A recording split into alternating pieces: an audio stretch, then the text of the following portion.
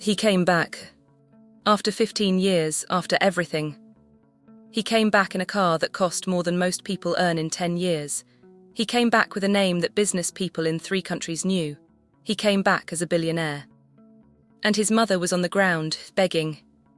Now let me ask you something before this story starts. Have you ever worked so hard for someone that you forgot to check if they were okay while you were working? Have you ever been so focused on building a future that you did not see what was falling apart behind you? That is the question at the center of this story. His name was Emeka, and when he left Nigeria at 22 years old, he had nothing, no money, no connection, no guarantee of anything. Just a one-way ticket paid for by his mother, who had sold her good wrapper, borrowed from her neighbor, and prayed over his bag the night before he left. He promised her one thing before he walked through that airport door. He said, "Mama, I will come back and you will never suffer again." She smiled and said, "I know, my son, go." She believed him completely. The problem is what happened while he was gone, and what he did not know, and what people did not tell him, and what he found on the side of the road when his car turned into the old street of his childhood 15 years later. This story is about love, about sacrifice, about what happens when a son builds an empire and his mother is destroyed at the same time, about the moment wealth meets pain and the money means absolutely nothing. But it is also about what happens after that moment, about rebuilding, about a woman who deserved more than what life gave her, and about a love story that found this man in the middle of his greatest pain and refused to leave. I am not going to tell you everything right now, because this story earns its ending and you need every part of it to understand why the last scene hits the way it does. Stay with me, every section of this story is worth it. And before we start, if you are watching Folktales Vision for the first time, welcome. Drop a like on this video right now if the title alone already touched something in you. Subscribe and hit the notification bell so you never miss our stories. And comment below, have you ever sacrificed everything for someone and found out too late what it cost them? Tell us. We read everything you write. Let us begin. His full name was Emeka Daniels. Born in 1981 in a small rented compound in Benin City, Edo State, Nigeria. The third child of Mrs. Roseline Daniels, a woman who had raised 3 children on the income of a petty trader. His father had left when Emeka was 6 years old, not died. Left. One morning he was there and the next morning he was not, and nobody explained it properly to the children, and eventually they all stopped asking. What that meant in practice was that Roseline became everything. Mother, father, breadwinner, teacher, disciplinarian, and the singular force holding 3 children together in a 2-room rented house where the landlord knocked every first of the month without fail. She sold in the market, tomatoes and peppers when they were in season, crayfish and dried fish when they were not. She woke before 5 every morning and came home after 6 every evening, and in between she stood behind her stall and smiled at customers and counted naira, and calculated what was left after feeding the children and paying the school fees and setting aside the landlord's money. She had one good wrapper that she wore on Sundays to church. The rest of the week she wore her market clothes, which were clean and faded in equal measure. Emeka was the one who saw it all most clearly. His older siblings, a sister named Ngozi and a brother named Chukwu, were old enough to feel the struggle but not quite young enough to carry it the way Emeka did. He was the one who stayed close to his mother.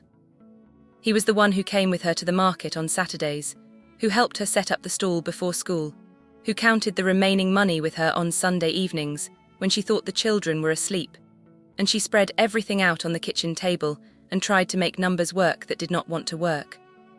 He watched her do this from the doorway many times. She never knew, he never said anything. He just watched and felt something building in him that was part love and part rage and part promise. The love was simple. He loved her the way a child loves the person who is their whole world. The rage was specific. He was angry at what she was carrying, at the father who had left, at the market that paid her so little for so much, at the landlord who knocked without empathy, at the world that had decided this woman, who was good and hard-working and genuine, should spend her life counting to see if there was enough. The promise was quiet. He did not say it out loud until much later, but from the time he was about 12 something settled in him, a direction, a certainty that he was going to change what he could see. School was his first tool. He was not the most naturally gifted student, but he was the most determined.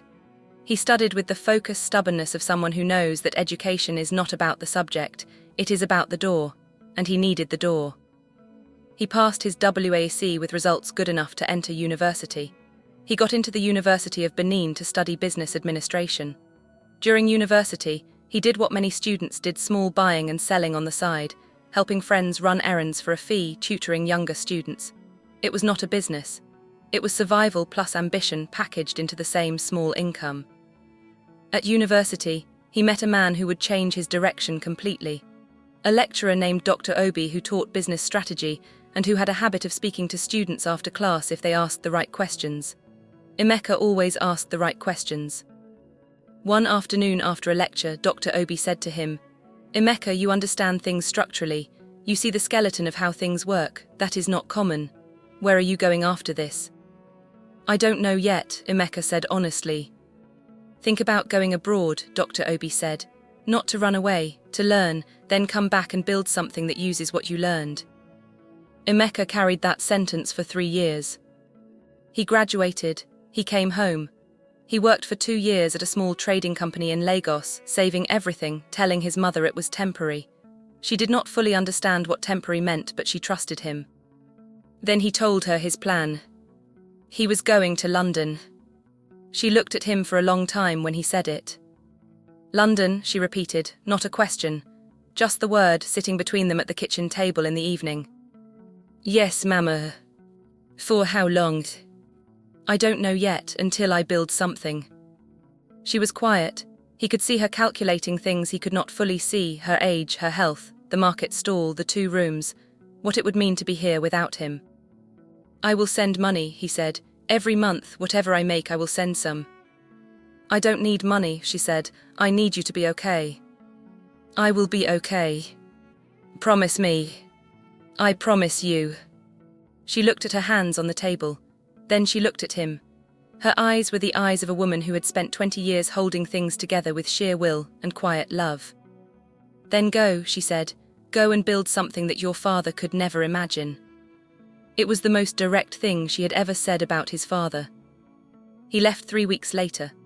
The ticket was paid for partly by his own savings, partly by a small amount his mother had gathered, money she had saved from the market over a period of time without telling him, money she had pulled together by selling 2 of her better pieces of cloth, and borrowing a small amount from her market neighbour, Mama Nkechi, who had waved away any suggestion of interest because she had known Roseline for 20 years and trusted her completely. At the airport, Emeka held his mother for a long time. She smelled of the shea butter she always used in the mornings, and something underneath it that was simply her, the smell of the person who was his whole childhood. "I will come back," he said into her hair. "I know," she said. She pulled back and looked at his face carefully, the way mothers look at children they are about to release into the world, memorizing, "Go, do not look back at the gate." He did not look back. He walked through the gate and London was in front of him, and everything he had known was behind him, and the weight of the promise he had made settled into his bones for the first time. He did not know that the next time he would stand on Nigerian soil would be 15 years later. He did not know that 15 years was too long. He did not know what was happening, slowly and quietly, and with terrible patience, to the woman he had left behind. London at first was almost exactly what he had prepared himself for, difficult. He had prepared himself for difficult. What he had not prepared himself for was the specific texture of the difficulty. The cold, not just the weather cold, though that was real and brutal, but the cold of anonymity, of being nobody, of walking through a city of 9 million people and having not one person know your name. He had a contact through a friend of Dr. Obi's, a Nigerian man named Mr. Chukwuk, who was living in southeast London, and who had agreed to let Emeka stay in his spare room for the first 2 months while he found his feet. The spare room was small, and the bed was a fold-out that left his feet hanging off the edge, but it was indoors and it was legal, and it was a starting point. He found work quickly because he was not particular about what it was. Warehouse work, night shifts, moving boxes, sorting stock, loading trucks.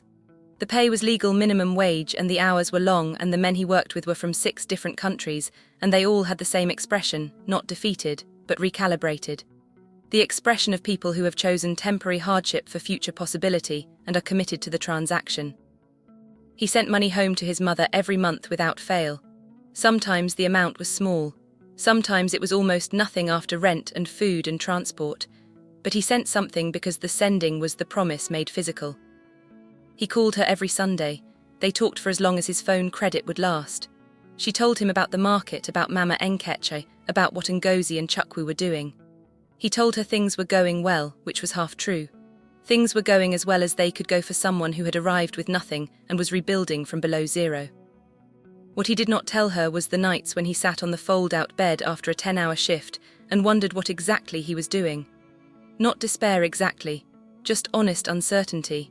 The gap between where he was and where he needed to be felt very large on those nights. Then slowly the gap began to close. At the warehouse he noticed inefficiencies. Routes that were taking longer than they should, stock organization that was creating search time, communication gaps between shifts that were causing repeated errors. He started writing things down in a small notebook he kept in his jacket pocket. Not officially, just observations. One evening the warehouse floor supervisor, a man named Derek, found him writing. Derek asked what he was doing. Emeka showed him the notebook. Derek looked through it for a long time, then he looked up. "You have a business degree?" he asked. "Business administration," Emeka said. Derek took the notebook to his manager. 3 weeks later, Emeka was moved from warehouse floor to logistics coordination. A small promotion, small pay increase, but more importantly, access to the systems.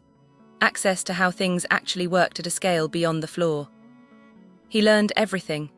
He absorbed processes the way he had absorbed his mother's market calculations as a child, not studying them, just living in them until they became part of how he thought. 6 months after the move, he submitted a formal proposal to management about restructuring the warehouse intake system. The proposal was accepted. The changes he suggested saved the company enough money in the first quarter that his manager mentioned his name in a regional meeting. The name reached the right person. That person was a man named Thomas Whitfield, who ran a small logistics consultancy and who was looking for someone with ground-level operational knowledge and theoretical business training. He offered Emeka a position. Emeka was 25 years old. He had been in London for 3 years. He took the position. This was the first door, and through it came everything. If this story is already touching something in you, subscribe right now and hit the notification bell. We post new stories every week, and you do not want to miss a single one. Thomas Whitfield was 61 years old when Emeka walked into his consultancy office in Canary Wharf for the first time. He was a compact, direct man who shook hands briefly and asked questions that expected honest answers. He had built his consultancy over 30 years by being useful to companies that needed their logistics chains untangled. He interviewed Emeka for 40 minutes. He asked operational questions, scenario questions, ethical questions. Emeka answered every one directly. When he did not know something, he said he did not know, and then said what he thought the answer should be and why. Thomas hired him. In the first year, Emeka worked harder than he had worked at the warehouse, which was already very hard. He worked on 3 client accounts simultaneously, learning the specific requirements of each, developing proposals, presenting to company boards. He was 25 years old, and he was sitting across tables from executives in their 40s and 50s, and making cases for operational change with the specific confidence of someone who had arrived from the floor and knew exactly what he was talking about. Thomas noticed this. He began including Emeka in higher-level client meetings, then in client development conversations, then eventually in the financial conversations about the consultancy itself. "Why are you showing me the P&L?" Emeka asked one evening when Thomas put the quarterly accounts on the table between them. "Because you should understand what you are part of," Thomas said. "And because eventually I want to know if you are the kind of person who wants to build something or just work inside something someone else built." Emeka was quiet for a moment. "I want to build," he said. Thomas nodded slowly. "I thought so," he said. "So do I, but I cannot do the next part alone." That conversation was the beginning of a specific kind of professional relationship that took 2 years to fully define and resulted in Emeka becoming a junior partner in the consultancy at the age of 28. Not with full equity yet, but with a formal stake. A real stake. He called his mother that Sunday and told her. "Partner," she said carefully. "Junior partner," he said, "but it is real, Mama, it is a real position, I have ownership." She was quiet for a moment. Then she said, Your grandfather was a farmer, he owned half an acre, he was so proud of that half acre, he used to walk its edges every morning. She paused. You own part of a company in London. Yes, he said. Another silence. Then, walk its edges every morning, she said. That is how you keep what you own. He wrote that down in his notebook. He called every Sunday without fail. She always answered. Her voice had the particular quality he associated with Sunday mornings. She had come back from early church and was still in her good wrapper, and her voice was a little brighter than the weekday voice. He knew this without being there. He knew her voice patterns the way you know the patterns of someone who has always been the most constant thing in your life. At 29, he met a woman who shook everything. Her name was Adiz. She was Nigerian from Anambra, a solicitor working at a commercial law firm in the city. They met at a diaspora professionals event in London, a semi-annual gathering that most Nigerian professionals in London attended at least once out of social obligation, and most stayed for because the food was good and the conversations were real. She was standing with 3 friends when he saw her, and he noticed her because she was the only person in the group who was not looking at who else was in the room. She was fully inside the conversation she was having, laughing at something, completely present. He found a reason to be introduced. They talked for 2 hours at that event. They talked for 3 hours the following Saturday over dinner at a Nigerian restaurant in Brixton. By the 3rd conversation, the talking had the quality of something that was not going to stop. Adiz was sharp and warm in equal measure. She understood business because she dealt with business law daily. She understood the diaspora experience because she was living it. She understood ambition because she had it in the same form he had it, clear-eyed, not frantic, building towards something specific. And she understood family obligation because her own mother was in Anambra and her own call home was Sunday mornings. He told her about Roseline very early. Not because he was performing sentiment, but because his mother was the reason for everything, and anyone who was going to understand him needed to understand that first. Tell me about her, Adiz said. He told her the market stall, the one good wrapper, the Sunday evenings with the money spread on the table, the night she gave him money she had borrowed to pay for his ticket, all of it. Adiz listened with the specific attention of someone who is not waiting for you to finish, but is actually taking in what you are saying. When did you last see her? She asked. 7 years, he said. She was quiet for a moment. That is a long time, she said. I know, he said. I am going back when I have something to show for it. What does that look like? She asked. A business, he said. A real one, something that proves the time away was worth it. She looked at him carefully. Is it for her or for you? He thought about this seriously. Both, he said finally. Which is the honest answer? She nodded slowly.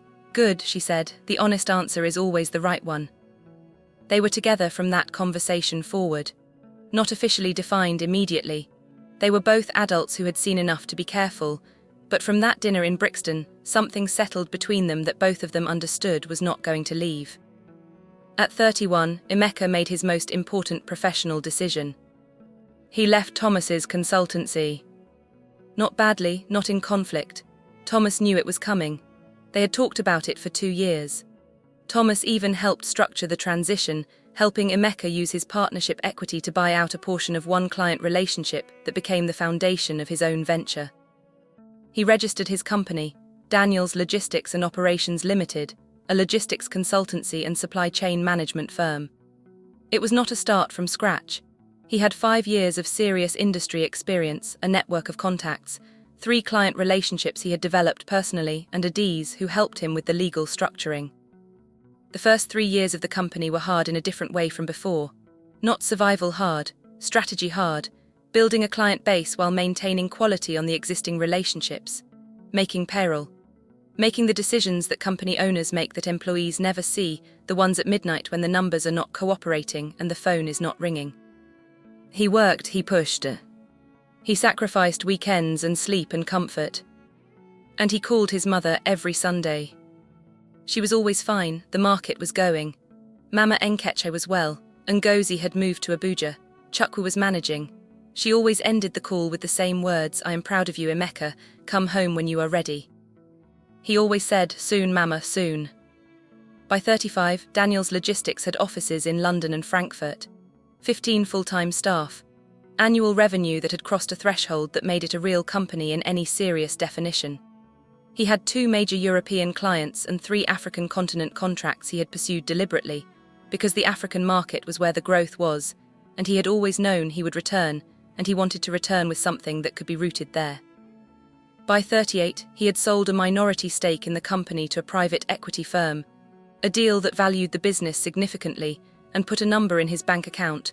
That was the first time he had ever seen money that felt permanent rather than transitional.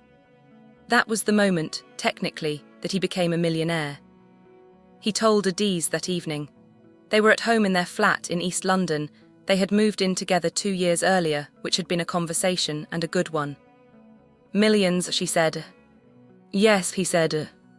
She looked at him for a moment. Then she asked the same question she always asked when something important happened. How do you feel? Strange, he said honestly.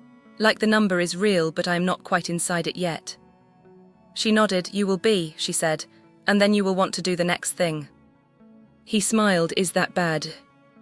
No, she said, that is you. I knew that about you before the first dinner was finished. He reached across the table and held her hand. I want to go home, he said, meaning Nigeria, meaning Benin City, meaning his mother. I know, she said. Not yet, but soon. I know, she said again, but Emeka. She held his gaze, call her more than once a week. Something in the way she said it, a quality he could not quite name. Why, he said. She chose her words carefully. I am just saying, do not let soon become too late.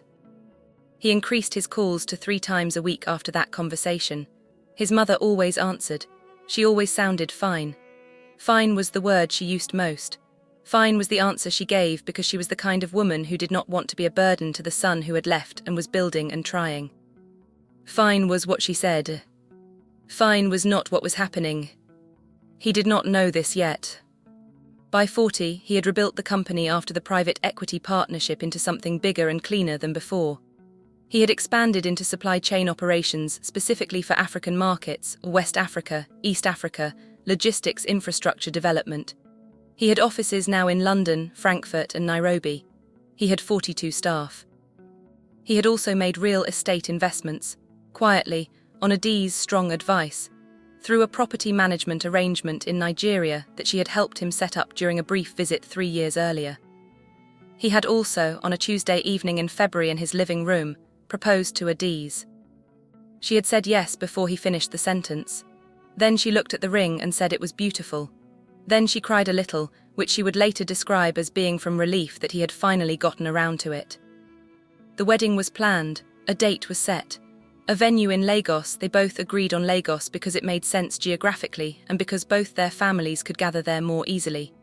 His mother was to come to Lagos for the wedding. It was all arranged. But before the wedding, before Lagos, before any of it, Emeka decided that he needed to go to Benin City first. He needed to go home. Not with news of the wedding, not announcing anything, just to see his mother, to be in the house he grew up in, to sit at the kitchen table, to hear her voice without a phone between them. He was 42 years old. He had not been on Nigerian soil in 15 years. He had become a billionaire in the precise definition of that word. He had a company, a partner, a wedding date, a future that was fuller than anything he had ever drawn in the notebook he kept as a young man in Thomas's consultancy. And he had a mother who always said fine and who he needed to see. He booked the ticket. He told no one the specific date of his arrival, except Adiz and his driver contact in Benin who would meet him at the airport. He wanted to surprise her. He did not know that the surprise was going to be in the other direction. The flight from London to Lagos took 6 hours and 20 minutes, then another hour by domestic flight to Benin, then 40 minutes by road. Emeka sat in the back of the car and watched Nigeria happen outside the window. He had not fully expected what he felt. He had expected some emotion. He was not a man who pretended he had no feelings. But the specific weight of what he felt as the car moved through familiar shapes and sounds and smells was larger than he had anticipated.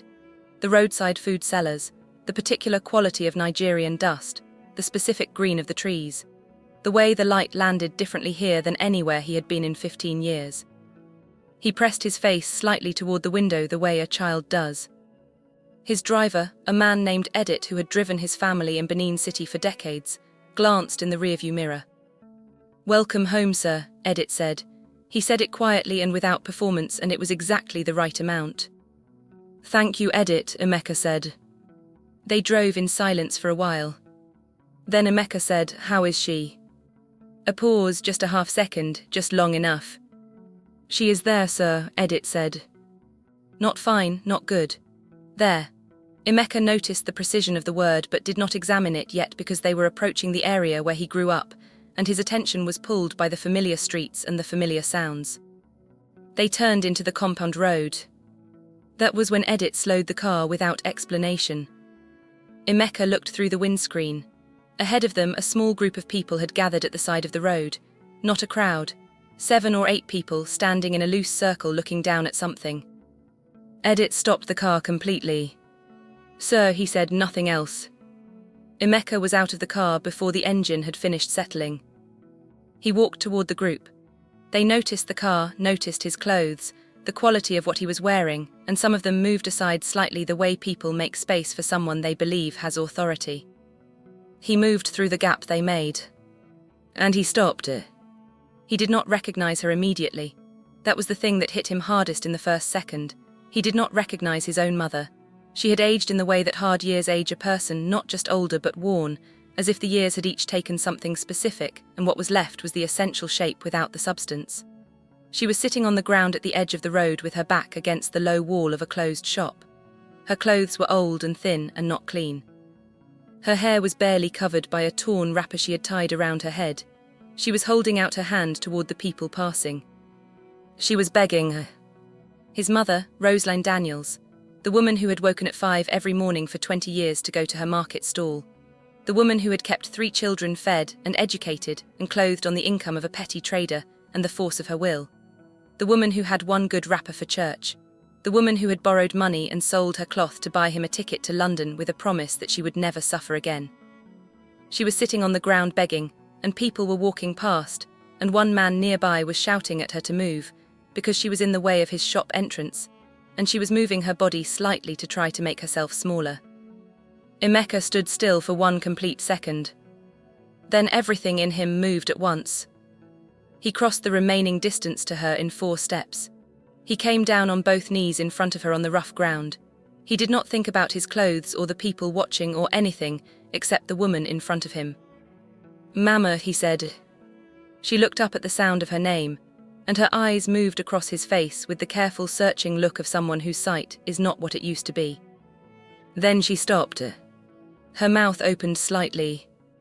"Emeka," she whispered, not a question, a recognition that happened in a different part of her than her eyes.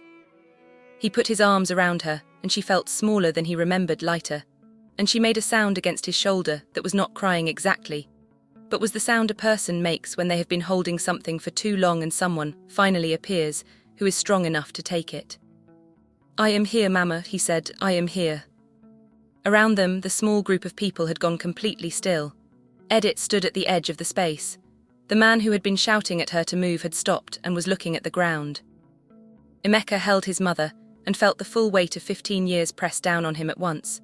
Not the years of work or the years of building or the years of London winter and midnight calculations and client meetings and the PE deal and all of it. The weight of 15 years of Sunday calls where she said fine. The weight of trusting fine to be enough. The weight of the distance between the word fine and the woman on the ground. He pulled back gently to look at her face. "How long?" he asked. She looked away from him. "Emeka." "Mama, how long have you been here like this?" She was quiet for a moment. The crowd had dispersed mostly. Edit stood at a respectful distance. "Some time," she said finally. "What happened to the money I sent?" She looked at him, her eyes were the same eyes, older and tired and still entirely hers. "Your brother," she said quietly. 1 word, 1 name, and in the pause after it, the entire story of the 15 years filled the silence. He did not react outwardly. He asked what had happened. Slowly, over the next 30 minutes as he sat beside her on the ground and Edit brought water from the car, it came out. The full picture. After Emeka had been gone 5 years, after the money was coming regularly and things were stable, Chukwu had come back to live with their mother. He had said he was in a difficult period. He needed a few months. Roseline had let him stay because he was her son. A few months had become 2 years. 2 years had become the pattern. Chukwu had taken over managing the money their mother received, the remittances from Emeka, the small income from the market stall which their mother had been keeping going despite her age, because he had said it was easier for him to handle the transactions. He had handled the transactions for his own life. The money Emeka sent had been received by Chukwu and used, not all of it, not obviously, gradually. The market stall had declined because the money to restock it was not coming through properly. The rent had been covered but barely. Then Chukwu had disappeared 2 years ago. Gone. As suddenly and completely as their father had gone when they were children, which was a symmetry so painful that Roseline did not name it, but Emeka felt it land. After Chukwu disappeared, the money from Emeka still came. Chukwu had been receiving it, but after he left, the routing had finally been corrected by accident and Roseline had been receiving it directly. But by then the stall was gone. The savings were gone. The health had declined without proper nutrition, and without proper medical care that she had not asked for because she did not want to tell Emeka she needed it. And the 2 rooms in the compound were now more than she could manage. She had been sleeping with a neighbour for the past 4 months. She had been eating when people gave food and going to the road when they did not. She had not called Emeka to tell him. Every Sunday he called, she told him fine because she did not want to interrupt what he was building, and she had convinced herself it was temporary. God would provide. He always had. She had been waiting for God, while her son was waiting for the right moment to come home. Emeka sat beside his mother on the ground of the street where he grew up and listened to all of this and said nothing until she was finished. Then he took her hand, both her hands in both of his. "Mama," he said, "I am sorry." She shook her head. "It is not." "I am sorry," he said again. "I should have come back sooner. I should have checked properly. I should have done more than call." She looked at him. "You were building." "I was building," he said, "and the thing I was building it for was sitting on the side of the road. I got the order wrong." She made a sound that was almost a laugh but came from somewhere too sad for a full laugh. He stood up. He helped her up. She was unsteady and he held her arm and felt her weight against him and felt again the absolute specific wrongness of what had happened here, while he was in London being successful. "Come," he said, "we are going." "Going where?" she asked. "Away from here," he said, "first, and then I will tell you the rest." He guided her to the car.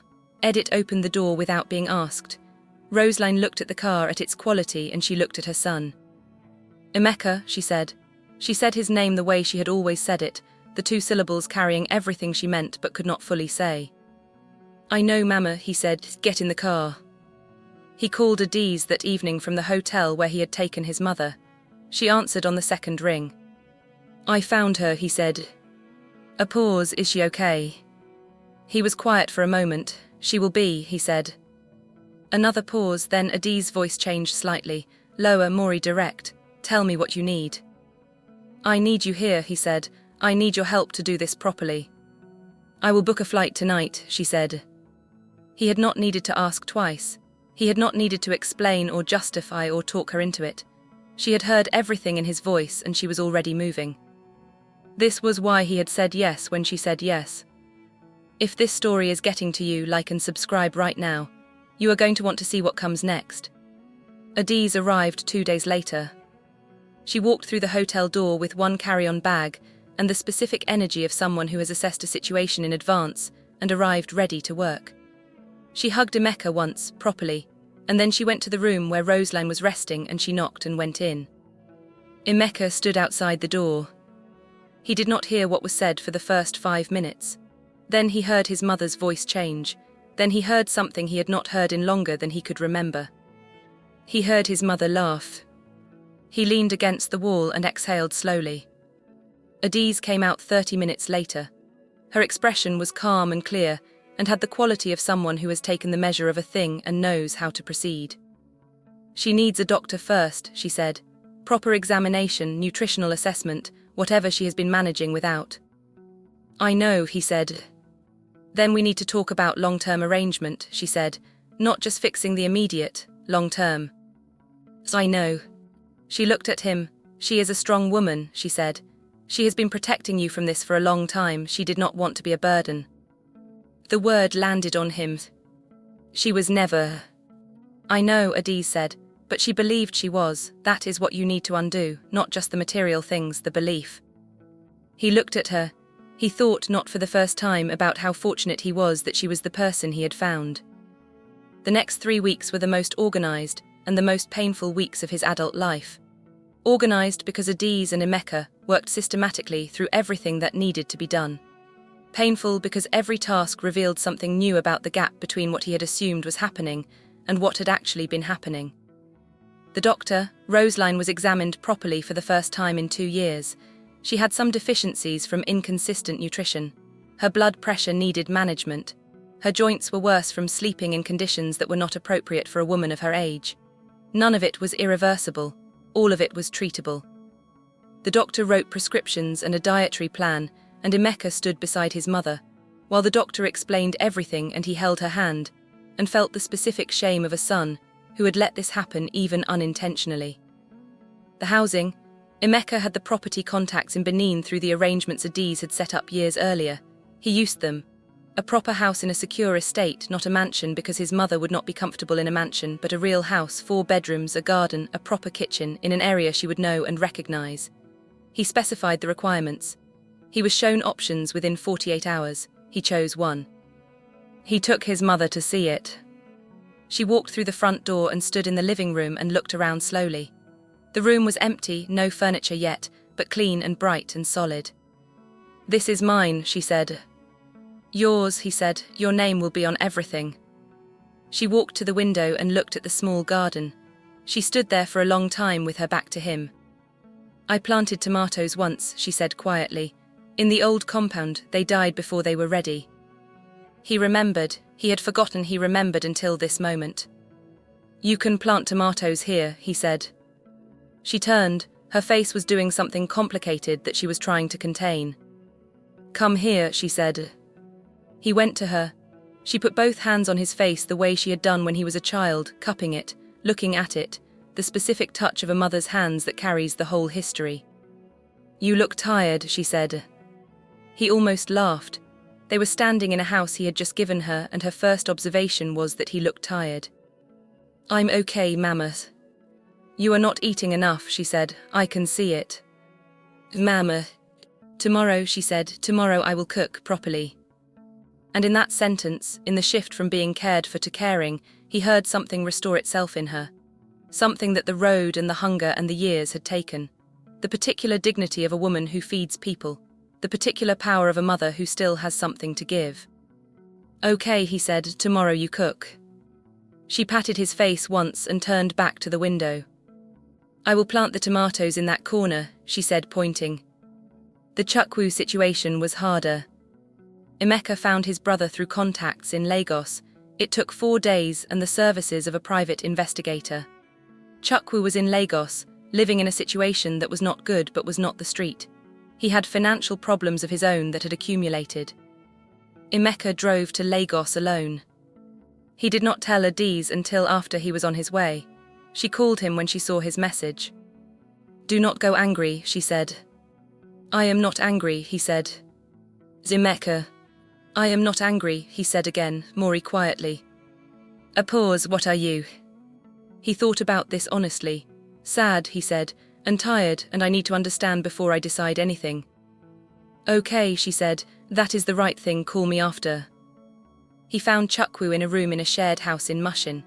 His brother was 50 years old and looked older, and the look he gave when he opened the door and saw Emeka was not the look of a man without conscience. It was the look of a man who has been carrying his conscience for a long time and has gotten very tired of it. Emeka went inside. He sat. Chukwu sat across from him.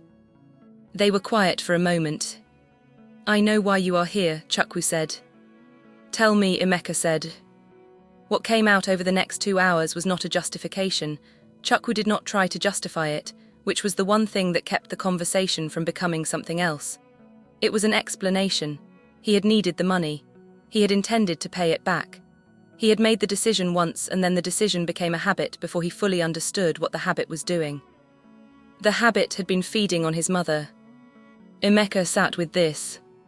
"Did she know?" he asked. "No," Chukwu said immediately. "She did not know the full amount. She thought I was managing things." You were managing things, Emeka said, into your own pocket. Chukwu looked at the floor. Yes, he said. Silence. I found her on the road, Emeka said, begging.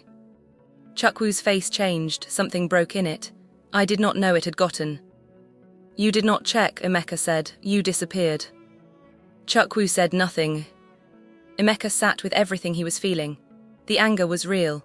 The grief was also real.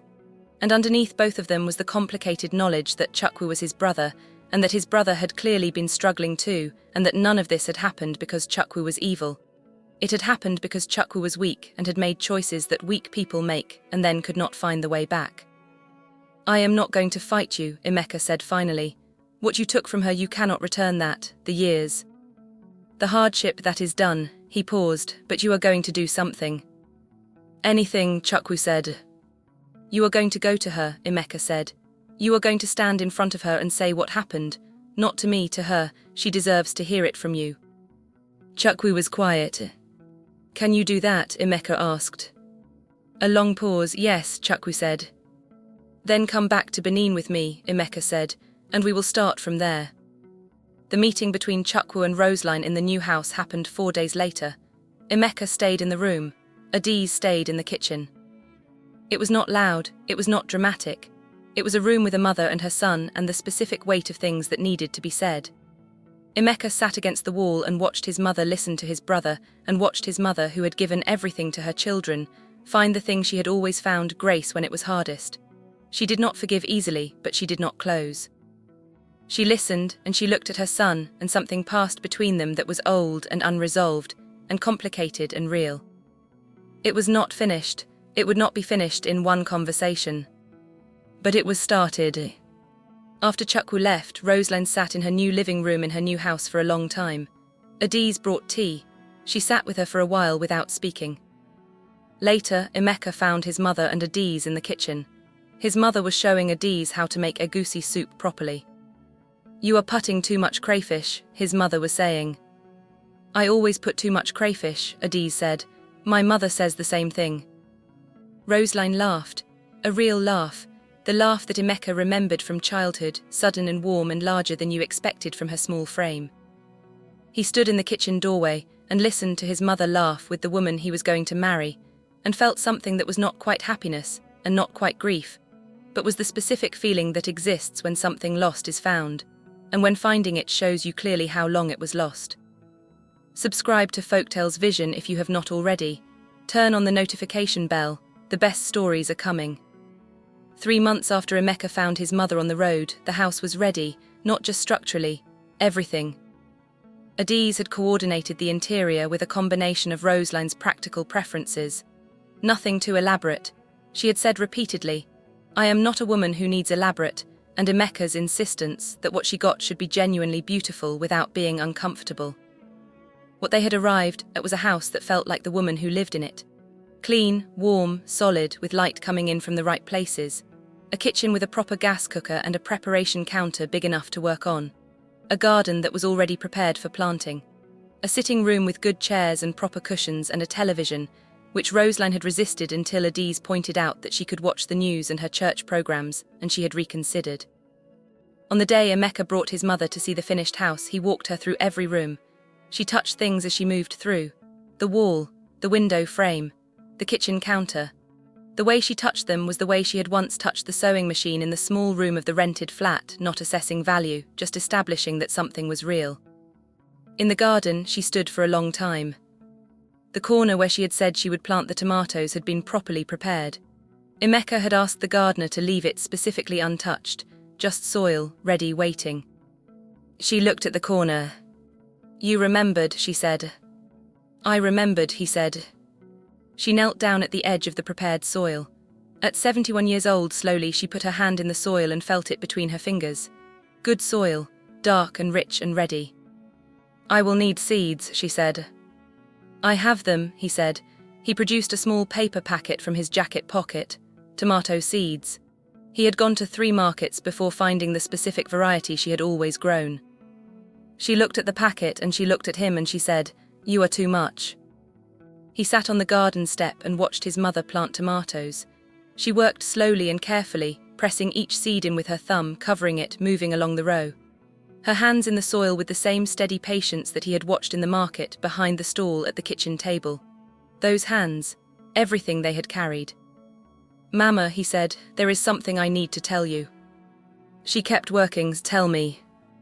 "Adiz and I are getting married," he said. Her hands stopped. Then she started again. "I know," she said. He blinked. "You know." "She told me," his mother said simply. "When?"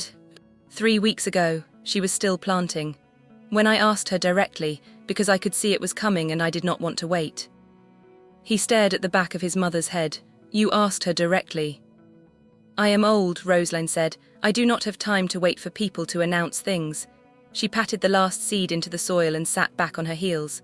"She said you were planning to tell me properly. I told her proper takes too long." She turned and looked at him. "She is a good woman, Emeka." "I know," he said. "She reminds me of myself," his mother said, "which means she will be difficult sometimes." He almost choked. "In the good way," she added. She stood slowly, using his shoulder to push herself up. "She does not let you be comfortable when you should be uncomfortable. That is what a real partner does." She brushed the soil from her wrapper. She looked at the row of planted seeds. "They will come up," she said, "in 3 to 4 weeks depending on the rain." She looked at him. "Will you still be here in 3 weeks?" He held her gaze. "Yes," he said, "I'm staying."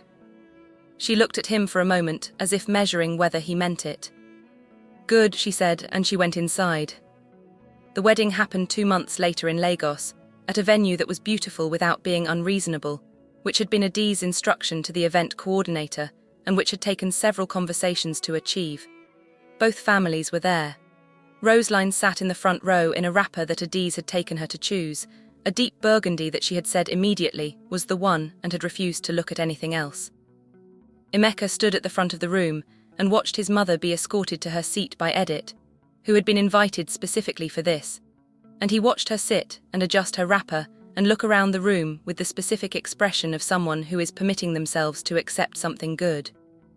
Then Adiz appeared at the back of the room. She walked toward him in a white dress that was clean and certain, the way she was in everything she did, and she looked at him the entire way down, and her face had no performance in it at all, just the actual thing. The actual feeling, delivered directly. He thought, standing there watching her come toward him, this woman. This is what 15 years and every difficult morning and every midnight calculation and every Sunday phone call was building toward. Not the company, not the money, not the name that people in 3 countries knew. This, the morning after his mother's first night in the new house when he had gone to check and found her already in the kitchen making tea and singing.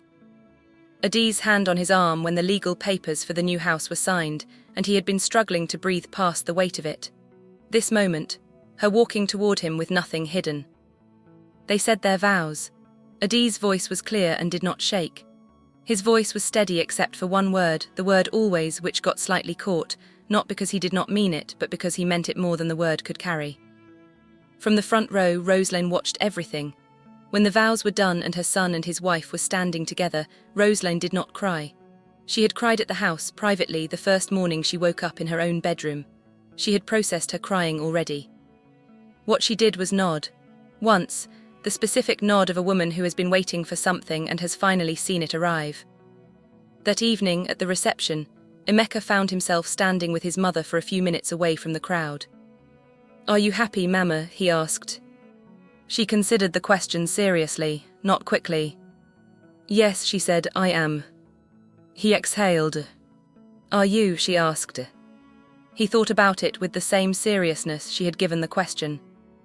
"I will tell you something," he said. "When I was in London building things and when the company was growing and even when the money got big, there was a feeling I was always chasing. I did not know what it was. I thought maybe it was more success, or maybe it was safety, or maybe it was that the number needed to get bigger." She listened. "But it was not any of those things," he said. "It was this evening, you in that wrapper in the front row, Adiz walking toward me, knowing you are sleeping tonight in your house, the tomatoes in the ground." He paused.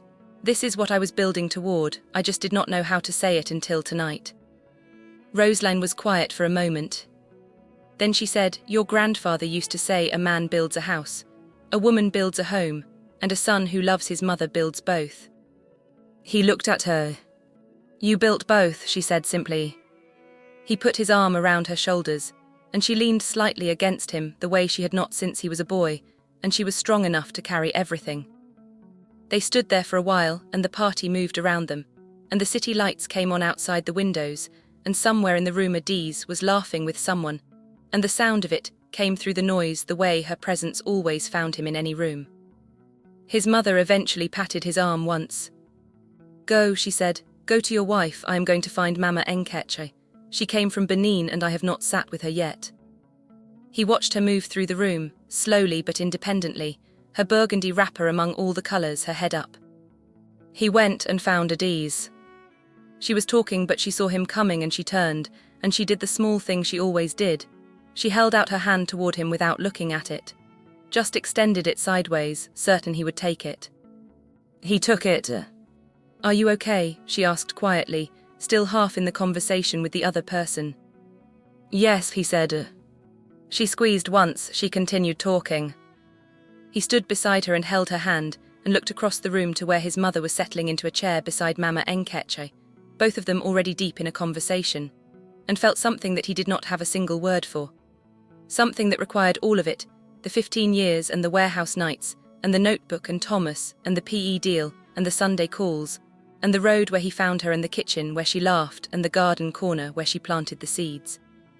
Something that required the full story to be itself. Let me tell you the part of this story that stays with me longest. It is not the moment he found her on the road, though that moment is important and real and will not leave you quickly. It is the tomatoes. A woman who had spent her whole life growing things, children, a market stall, 3 children's futures, had lost everything including the small garden where she once tried to grow tomatoes that died before they were ready. And the first thing she asked for in her new garden, before furniture, before curtains, before anything else that a person might logically want, was the corner of soil and the seeds. And he had them in his pocket. He had gone to 3 markets to find the right variety. That is love, not the mansion, not the company, not the billions. 3 markets for the right seeds because his mother once mentioned tomatoes that died too early and he had remembered it without knowing he remembered it. This story is about many things. It is about what 15 years of distance does to a relationship when the distance is not checked enough. It is about a son who built everything and almost lost the most important thing while doing it. It is about a brother who was weak in ways that cost people he loved. It is about a woman who protected her son from her suffering because she did not want to interrupt what he was building. That last thing is the hardest part. Roseline Daniels said fine every Sunday for years because she loved her son, and she believed love meant not being a burden. She ate less so she would not have to tell him she needed more.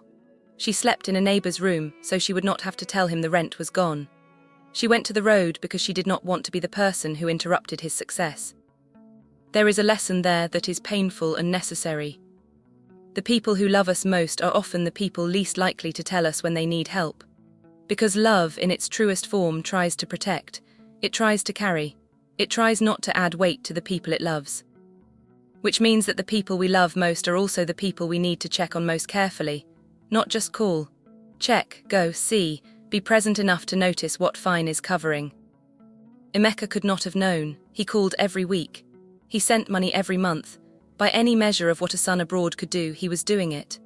But the gap between doing it correctly by one measure and doing it correctly by another measure, that gap cost his mother years of hardship. He knew this, he did not forgive himself quickly. But he did not drown in the guilt either because Adiz was the person who said to him one evening, "Your guilt does not feed her. Your presence does. Choose presence." He chose presence. He restructured the company remotely, something technology made possible in 2023, in ways it had not been in 2008. He moved his base to Nigeria. Lagos and Benin became home in the way that London had been home, with the full weight of his daily life happening there. The company grew in the African market. His original instinct, that the African logistics infrastructure was where the real next chapter was, turned out to be correct. The Nairobi office became the East Africa hub.